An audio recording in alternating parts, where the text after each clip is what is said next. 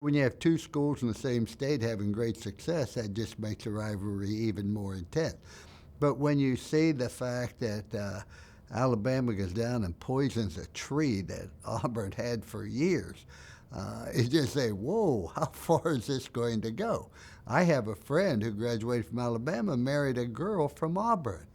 And it's really intense. They don't talk to one another that week. And I said, well, why'd you marry her? He said, well, when we first were dating, she said, what really isn't that important to me. I just happened to, all of a sudden, once the game started playing, she is as strong as he is for their school.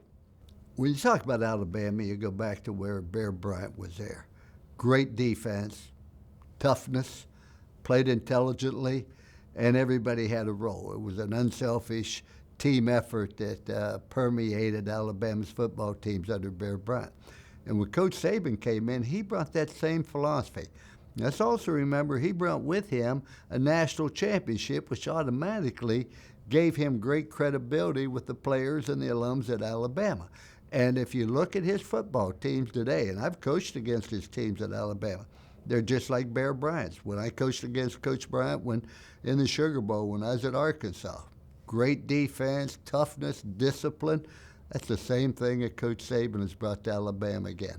I've had Auburn fans come up to me in the airport and say the greatest thing about winning the championship was beating Alabama. And after Coach Saban went there, I didn't know if we would ever be able to beat Alabama again.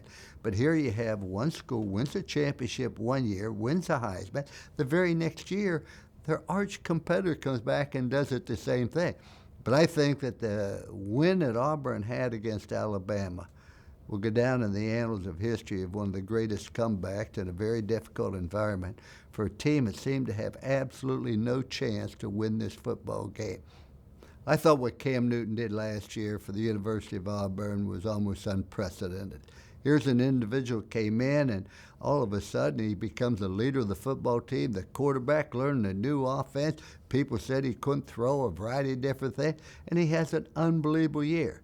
It's unfortunate he was tarnished with the accusations that he had received money or was bought off, etc., and that did not have a single thing to do with his performance on the football field.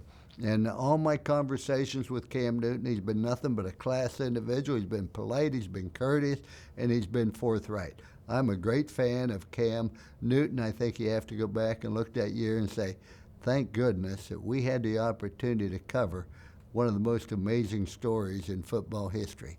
Cam Newton coming to Alabama out of the unknown, leading to a national championship and winning the Heisman. It doesn't get any better than that for Auburn.